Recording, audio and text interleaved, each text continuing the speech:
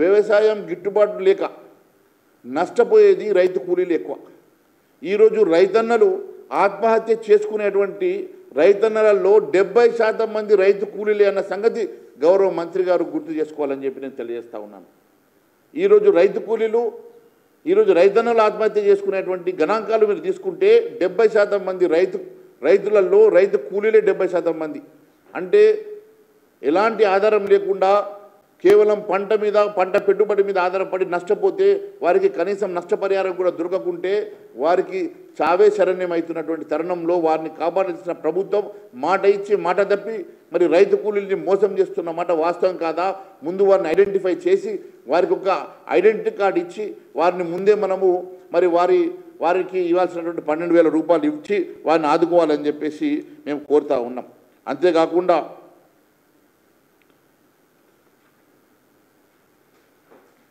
రైతులకు రైతు కూలీలకు కాంగ్రెస్ పార్టీ ఇచ్చిన మాట ప్రకారం దాదాపుగా మరి 2 సీజన్లు కలిపి 1,53,00,000 ఎకరాలకు గాను మీరు ఇవ్వాల్సినటువంటి మరి 23,000 కోట్ల రూపాయలకు గాను అదే కాకుండా రైతు కూలీలకు ఇవ్వాల్సినటువంటి డబ్బులు మొత్తం కలిపి నెలకు ఈ నెలలో దాదాపు 35,000 కోట్ల రూపాయలు మీరు రైతన్నలకు ఈ నెలలో బకాయి ఉన్నారు.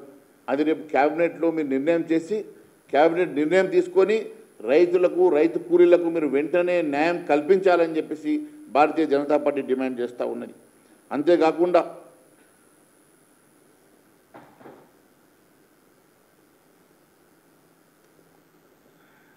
దాదాపు 1.5 కోటి మంది రైతాంగాన్ని మోసం చేసేటువంటి కాంగ్రెస్ ప్రభుత్వం ఈరోజు దాదాపు 15 లక్షల మంది కౌలు రైతులు అదే మాదిరిగా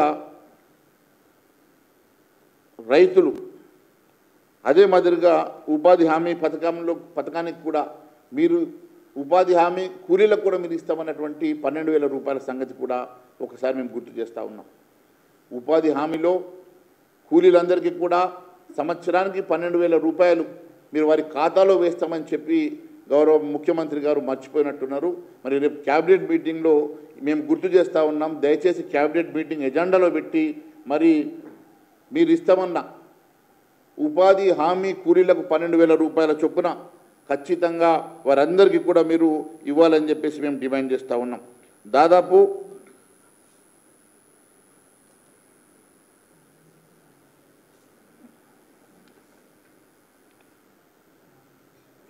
ఇవన్నీ ఒకవైపు ఉంటే ముఖ్యంగా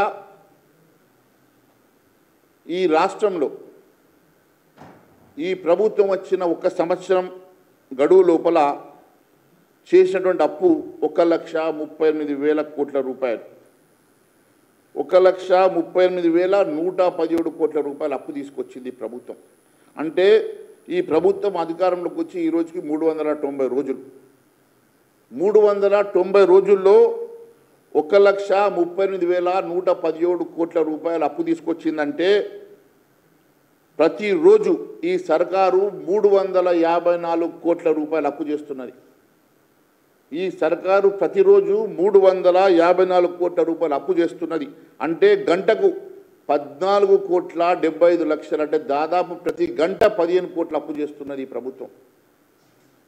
ఈ ప్రభుత్వం గంటకు 15 కోట్ల రూపాయలు అప్పు చేస్తూ ఈరోజు ఈ రాష్ట్రంలో ఏ ఒక్క సంక్షేమ కార్యక్రమం నెరవేరుస్తలేదు.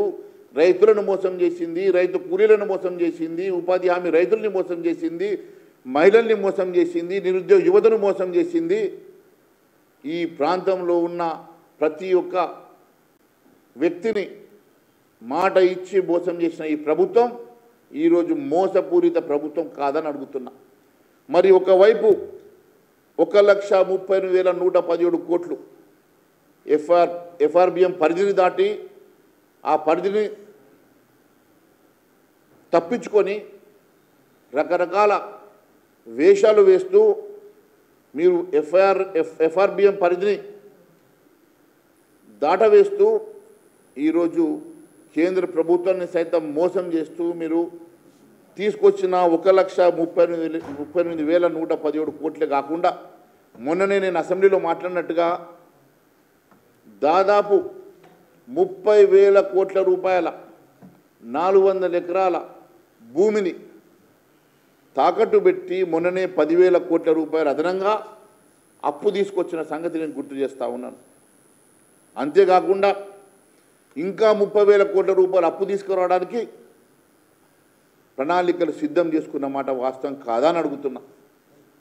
ప్రతి మంగళవారం 2,500 కోట్ల రూపాయలు ఓపెన్ ఆక్షన్లో బాండ్ల విక్రయం చేసి ఇంకా 30,000 కోట్ల అప్పు తీసుకొచ్చే ప్రయత్నం చేస్తున్నమాట వాస్తవం కాదని అడుగుతున్నా.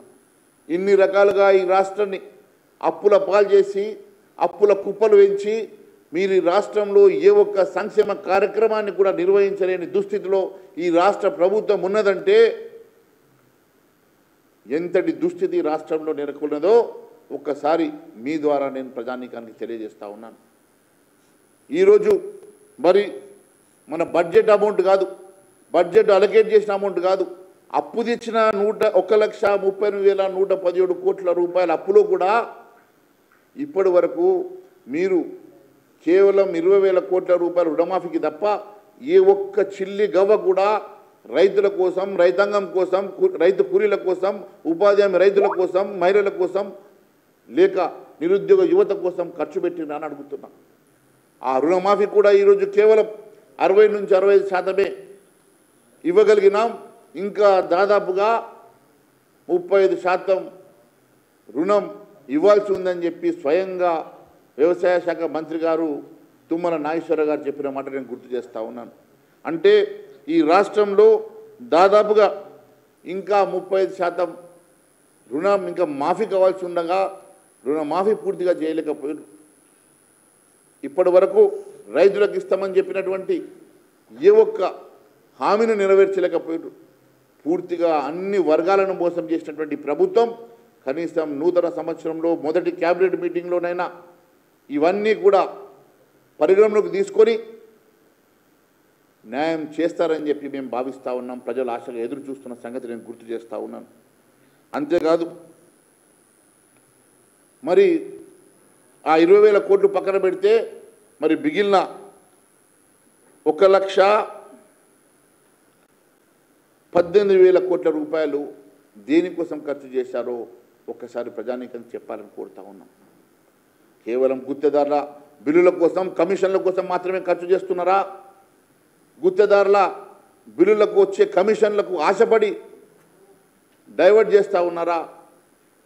అదే పాపం చిన్నకారు, సన్నకారు, చిన్న చిన్న గుత్తేదారులు, గ్రామంలో సర్పంచ్ స్థాయి వాళ్ళు గ్రామ అభివృద్ధి కోసం 10,000, 10 లక్షలు, 5 లక్షల రూపాయలతో చేసినటువంటి చిన్న చిన్న పనులకు బిల్లులు చెల్లించడానికి మీకు చేతులు రావడం లేదు. ఎందుకంటే వాళ్ళ దగ్గర కమిషన్ తీసుకోలేరు కాబట్టి. బడా గుత్తేదారులకు 1,000 కోట్ల రూపాయలు బిల్లులు చెల్లిస్తూ ఈరోజు మీ కమిషన్ల కక్కుర్తితోటి 1,000 కోట్ల రూపాయలు మీరు సంపాదన కోసం, మీ కమిషన్ల కోసం మాత్రమే ఈ రాష్ట్రంలో గుత్తేదారుల బిల్లులకు మాత్రమే మీరు అప్పులు తెచ్చి కడుతున్నారు తప్ప ఇక్కడ ఉన్నటువంటి అభివృద్ధి కార్యక్రమం కోసం, సంక్షేమ కార్యక్రమం కోసం, మీరు ఇచ్చిన మాటల హామీల కోసం, మీరు ఇచ్చినటువంటి మరి చిన్న సర్పంచులకు ఇవ్వాల్సిన బిల్లుల చెల్లింపుల కోసం, గ్రామీణ ప్రాంతంలో ఇవ్వాల్సినటువంటి చెల్లింపుల కోసం మాత్రం ₹1 ఖర్చు చేయడానికి చేతులు రావడం లేదు. ఈ రకంగా తెలంగాణ ప్రజానీకాన్ని పూర్తిగా మోసం చేస్తున్నటువంటి ఈ ప్రభుత్వం వెంటనే ఇప్పటికన్నా కొత్త సంవత్సరంలో మనసు మార్చుకొని మీ మొదటి క్యాబినెట్ మీటింగ్లో మీరు ఇవన్నీ కూడా ప్రజా సంక్షేమ కార్యక్రమాల కోసం ఎజెండాగా పెట్టుకొని ఇప్పటికన్నా మనసు మార్చుకొని మీరు అనుకున్న ప్రజాపాలన వైపు నడవాలని చెప్పి ప్రజలు ఎదురు చూస్తూ ఉన్నారు. నేను ఒకటే అడుగుతా ఉన్నాను, గెలిపించిన రైతుల్ని మీరు దగా చేశారు కదా. ఏ రైతుల ఓట్లతోటైతే మీరు గెలిచారో, ఏ రైతుల ఓట్లతోటైతే మీరు గద్దెనెక్కారో ఆ రైతులను విస్మరించడం మంచిది కాదు అని తెలియజేస్తూ ఉన్నాను. ఎందుకంటే రైతులు ఉన్నటువంటి గ్రామాలలో, రైతులు ఉన్నటువంటి నియోజకవర్గాల్లోనే కాంగ్రెస్ పార్టీ గెలిచింది. అదే రైతులు లేని హైదరాబాద్ చుట్టుపక్కల ఉన్న 24 నియోజకవర్గాల్లో ఏ ఒక్క సీటు కూడా మీరు గెలవలేదు. రైతులు లేని హైదరాబాద్ చుట్టుపక్కల 24 నియోజకవర్గాల్లో ఒక్క సీటు కూడా గెలవలేదు. మీరు గెలిచిన ప్రతి సీటు కూడా మీరు ఇచ్చిన రైతులకు ఇచ్చిన హామీలు నెరవేరుస్తారన్న ఆశతోటి, నెరవేరుస్తారన్న ఆశతోటి రైతులు మీకు ఓటేసి గెలిపించిండ్రు.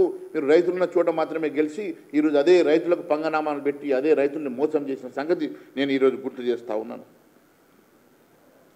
ఇది ప్రజాపాలన కాదు, మోసాల పాలన ప్రజలు అనుకుంటున్నారు.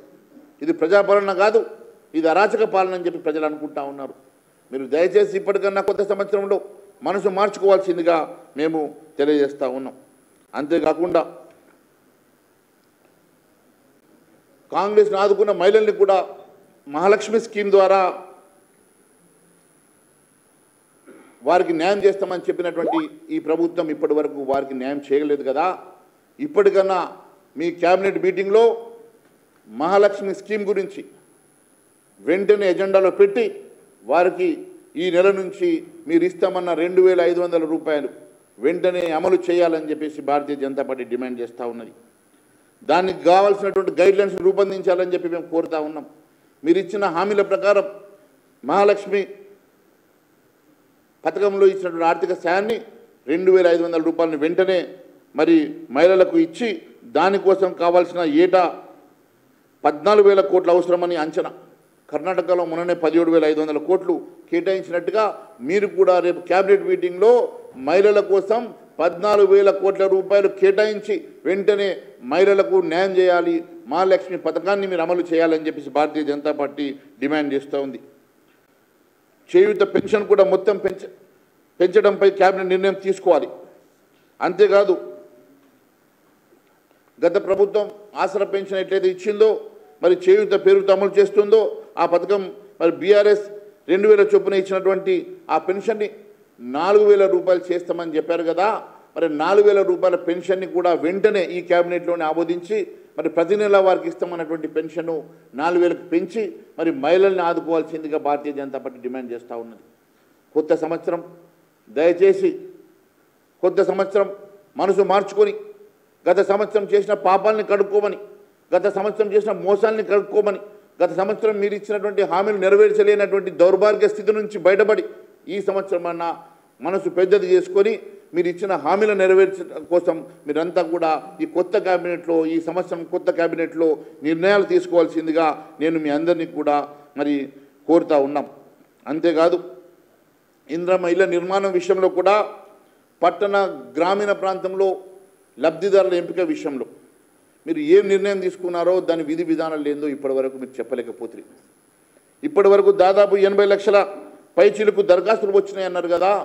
మరి 80 లక్షల పైచిలుకు దరఖాస్తులు వస్తే మరి ఏ రకంగా 80 లక్షల మందికి మీరు ఇండ్లు ఇవ్వగలుగుతారో, 80 లక్షల మందికి ఏ రకంగా మీరు న్యాయం చేయగలుగుతారో చెప్పాల్సిన అవసరం ఉన్నది. మీరు డబల్ బెడ్రూమ్ గతంలో ప్రభుత్వం ఊరించినట్లు డబల్ బెడ్రూమ్ లాగా మీరు కూడా ఈ పథకాన్ని అదే బాటలో నడుస్తున్నారన్న అనుమానాలు మాకు వస్తున్నాయి. మీరు నిజంగా ఎన్ని రోజులలో ఎన్ని సంవత్సరాలలో ఈ 80,000 మందికి మీరు న్యాయం చేయగలుగుతారు? ఇంకా దాదాపుగా ఈ రాష్ట్రంలో 1 కోటి మంది కొత్త ఇల్లు కోరుకుంటున్న సందర్భంగా మీరు ఇప్పటి వరకు మీరు ఇచ్చిన 3,500 అంటే కూడా మరి ఎన్ని ఇండ్లు అవుతుంది? మరి ఎప్పటి లోపల అందరికీ కూడా న్యాయం చేయగలుగుతారు? దాని విధి విధానాలు ఏంది? మరి గ్రామీణ ప్రాంతంలో ఏ రకంగా ఇస్తారు, అర్బన్ ఏరియాస్లో ఏ రకంగా ఇస్తారు, దానికి మరి ఉన్నటువంటి గైడ్లైన్స్ ఏందో మీరు తెలియజేయాల్సినటువంటి అవసరం ఉన్నదని తెలియజేస్తూ ఉన్నాను. అదే కాకుండా సంక్రాంతికి 4,50,000 మంది ఇళ్లను మంజూరు చేస్తామని పొంగులేటి శ్రీనివాస్ రెడ్డి పలు సందర్భాల్లో చెప్పిండు. అయ్యా నువ్వు 4.5 లక్షల మంది ఇండ్లు ఎన్ని సంవత్సరాలు ఇస్తే 80 లక్షల మందికి నువ్వు లబ్ధి చేకూర్చగలుగుతావు? మరి 4,50,000 మంది లబ్ధిదారులను